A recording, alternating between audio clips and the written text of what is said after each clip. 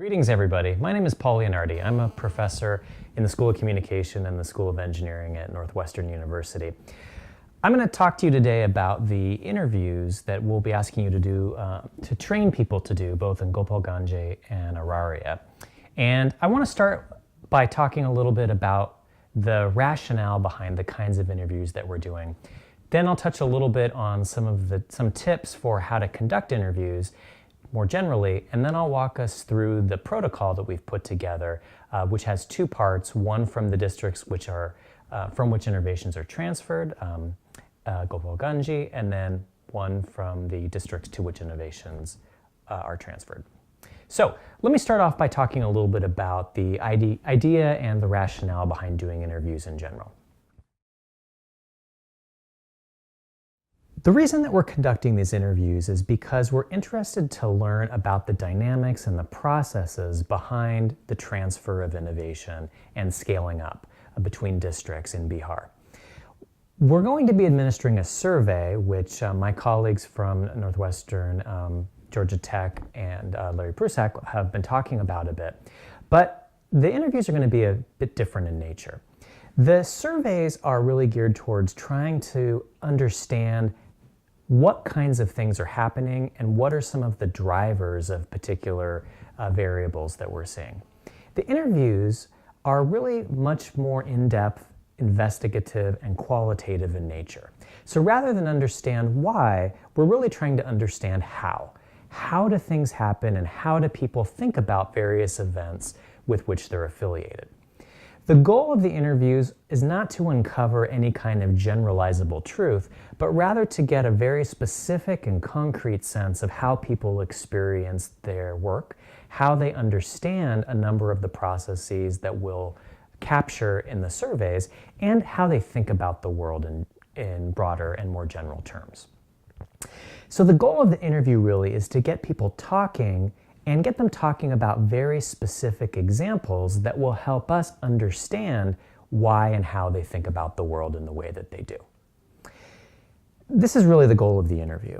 And what we're trying to do by focusing in on two specific areas in Gopalganj and Araria is to get a sense from the people within those districts about how they've thought about what different kinds of practices or strategies that have worked well, how they've decided that those are good strategies, and how they've decided to try to transfer them to another district.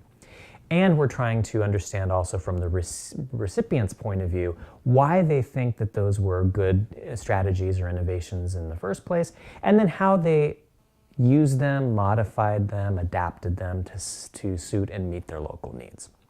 So that's really the overall goal of these interviews. As Larry mentioned, or should have already mentioned to you, I'm not sure what order you'll see this video in, but Larry has provided some general ideas about what it takes to make a good case and how these questions will help inform the kinds of case studies that we're trying to do. What I want to spend a little bit of time now talking with you about is what does it mean to actually conduct an interview, and what is the strategy and philosophy behind conducting these interviews, and how are they different than a mere survey kind of response. So let's move there next. The idea behind an interview essentially is to help try to elicit from people their understanding of the world and try to get them to give us very specific examples that demonstrate how and why they think about things the way they do.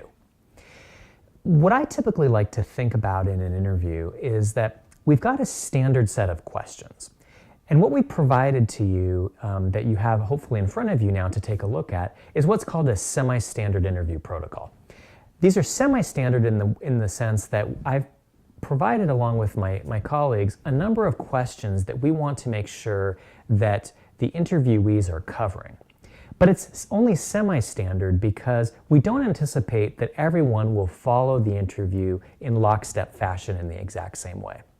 Instead, the better strategy is to try to follow the people that will be interviewed and follow where exactly they want to go, and to use the interview protocol as a guide to help the interviewer make sure to touch on all of the important and essential pieces of material, but not necessarily in the exact order in which they're presented in the protocol. I like to think of interviews as almost like doing a therapy session with somebody. People like to talk, and they get really excited or really depressed, or whatever you might want to call it, about various topics. And those topics won't be the same for everyone that will be interviewed. And so the goal of a good interviewer is to follow along with where the interviewee wants to go in the process. Rather than start them down a particular path and then have the interviewee want to go in a particular direction, and the interviewer say, no, we'll get there later, and move in a different direction, we want the interviewer to be following the interviewee down his or her path. That means sometimes having to do things in a different order than the protocol is suggesting, and that's okay. Many times what you'll find is in asking a stream of questions and following people's responses, people will answer questions that you'll ask later, that you would have normally asked later in the protocol, and that's just fine. The interviewer, though, needs to be aware of what questions in general the protocol is trying to answer, and keeping a mental note or maybe some physical notes as the interview is progressing about what topics have been covered. Again, it's completely fine to move things out of order if that's where the participants want to go. But if the participants are giving you shorter, more directed questions, then I recommend following along with the interview protocol in the format that it's given. The interview protocol is constructed in a very particular way. As you'll find if you look at the document here, and I'm just going to take a look at, for example, page 3. Page 3, you'll see, has a number of bullet points with sub-bullet points underneath them. The major bullet points really represent the primary questions that we want to ask, and the sub-bullets represent probes or follow-up questions. Many times what you'll find when you're doing interviews with people is that in asking the first question, indicated by the first major bullet, they will naturally answer a few of the questions that are indicated by the sub-bullets. The reason that we put those sub-bullets on there is because occasionally participants will decide that when you ask them a question like, for example, the second major bullet here on page 3, which is under organizational questions, when did you share it? Was it last year? They might just say, yes, I shared it last year, and stop. In which case, you'll want to move forward with some of these more probing questions like, well, how often do you share strategies? Because you've decided yourself that that would be a good strategy versus someone told you to share it. As I mentioned, if the participants want to go there themselves, great, you can move on to the next major question. If they give a short and fairly trite response, then these follow-ups are all in place for you to be able to probe them more deeply to try to give examples. What you'll find is that all of the secondary probes, the secondary bullets, really are about trying to elicit examples. What makes the interview protocol so much more rich than the survey protocol is that we can elicit from people very specific examples about their experience. Those examples are crucial for us to be able to abstract from them what are the reasons that they do the things they do, and how do we provide those kinds of examples in the written cases that we'll do. So if you've been following the logic that I've been discussing so far, the real idea behind this protocol is to get people talking about very specific kinds of items, and you don't need to follow along with every step in lockstep fashion, but you should be making sure that all the material in the protocol are covered, and we want to make sure that people are answering the probing questions whether or not you have to ask them specifically.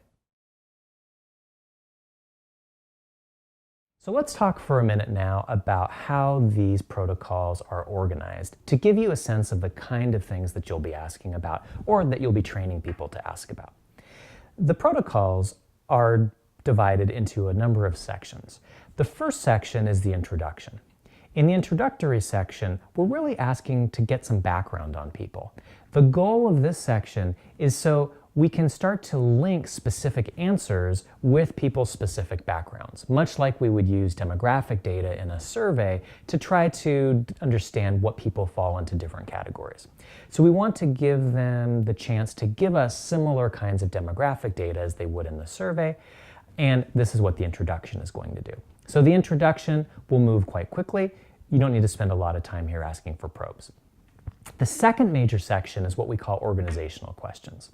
You'll notice at the beginning of the section in italics, we've provided some text for you that we recommend as effective text for previewing the section to people so they really know what they're getting into. In this section, you won't need to follow along exactly with what we've written here if you don't want to, but we encourage you to engage with the spirit of what we've written. We want to try to give people a sense of where we're going, and we're going to ask them general questions, as you can see, not more specific questions at the beginning about QI team interventions. But we want to try to frame this around QI team interventions because we know that that's a best practice strategy that's been effectively transferred or scaled up. So we want to get them thinking about the kinds of strategies and processes that are kind of similar to this. So italics represent this header material. Then you'll move through this organizational section where we're trying in the interviews with the folks in Gopalganji to get them to talk a little bit about what are some of the characteristics of the organizations in which they work, and how does receiving strategies from Auraria help them, how do they do it really based on their organizational context, and how do they think through those strategies in light of their organizational context. So we're trying to get a sense more generally of how they think about these different kinds of strategies. The second section, which is on page 4, is about communication and knowledge sharing. Here we're trying to understand more specifically about the practices and the processes by which they're actually communicating strategies, knowledge, ideas across districts. So we're going to ask them more specific questions about how they do various things, why they've made specific decisions. And again, people will often be tempted to give short, quite concise answers here. And so the probes that we've provided, especially in this section, are going to be very essential to make sure they're giving the richness of information that we'll need to assemble the case studies. On page 5, we start a new section about familiarity. The goal of this section is to help us understand how well they know the people or the organizations from which they're receiving or to which they're sending the knowledge. And so we're asking them some specific questions about their own knowledge and about their coworkers' knowledge. The fourth section is called satisfaction. That's on the second half of page 5. And here we're trying to ask them whether or not they're satisfied with the outcomes that arise once they've shared a strategy with another district. And so the idea here is to probe about why or why not they might be satisfied. The final section on page 6 is where we move to more specific questions about the QI team interventions and their transfer to Auraria. Again, as I mentioned, everything up to this point is trying to ask them more generally about how they think about what ideas or what strategies are good, how they know they're good strategies, how they know that they're effective, how they make a decision to transfer them to another district, to Auraria in particular, and what characteristics in general do they need to pay attention to when they're communicating, and what things do they need to know about others to make that transfer successful. All of these are general questions that could pertain to any transfer of a strategy for scale up. But this final section is specifically about QI team interventions. So here we want to really probe for a lot of specifics. We might ask them for names of specific people as we work through here. We'll ask them for specific examples related to the QI team intervention and how they made decisions about how to transfer that, and whether or not they knew that it was successful once it was transferred, and how they knew those things. So in this section in particular, we want very concrete examples, and so you want to train people to give those very concrete examples. The very, very final section is just a short conclusion where we've provided some text that you might think about. This is on the top of page 7, where we're asking them if they have anything else they want to share. Often you'll find that in asking people all of these questions, Other ideas will be piqued or other thoughts will be provoked that they didn't get a chance to share because of the sequence in which you've asked questions. This is their chance to provide some of those specifics for you. This whole set of questions should take at a minimum about 40 minutes or so. As you're thinking about scheduling time for this, I would recommend leaving about an hour worth of time to conduct this protocol. Because if you're training people to do a very good job answering the question or giving the probes to elicit answers from people, it should take about an hour to get through all this material. So what I recommend is that you schedule these at about an hour, and if you're going to do them kind of in order in a big block of time, schedule them at an hour and 15-minute increments. So you've got an hour, about 15 minutes for the interviewer to decompress because it's a lot of information to absorb, and then 15 minutes later to start the next set of interviews or the next interview with the next person. We of course want to make sure these interviews are audio recorded and later transcribed, so it'll be very important that you make sure that the recorder is well positioned on the table next to the person who is responding, that the interviewee is speaking clearly and loudly so the transcriber can hear what he or she is saying. Note that, and then listen to the interviewer's response. If you find that interviewers are talking in jargon or giving acronyms or saying terms that the interviewer does not understand, it's important for the interviewer to say, can you please explain what that acronym is, or can you provide some examples of that term? Everything that we've gone through, pages 1 through 7 in the protocol, is for the first interview protocol, which is what we'll talk about in Gopalganji. So these are for districts from which innovations are transferred. The next pages in the protocol, pages 8 through 12, are for the folks in Auraria who are receiving who have received QI, the strategy for QI team interventions. And you'll notice as you go through that protocol that the sections are arranged nearly identically. Many of the questions are similar, but also many of the questions are inverted to ask for how they decided to accept a strategy or thought that a strategy might work for them, rather than how knowledge, ideas, strategies are sent to a different district. So I hope that this will give you a sense of what we're trying to do generally with interviews, how to think about interviews more broadly, and how to think about our interview protocol. If you have any questions after you've looked over this, my collaborators can certainly answer many of them for you. But if I can answer more specific questions for you, please don't hesitate to email me. My contact information should be on the slides that my presenters have provided to you. Thank you so much for being willing to train the interviewers. This is a very, very important part of our process to making sure that we understand the dynamics of scale-up and the transfer of knowledge across districts in Bihar. And the data that we'll gather from these interviews is essential for conducting these cases. And we couldn't do this without you. Thank you very much.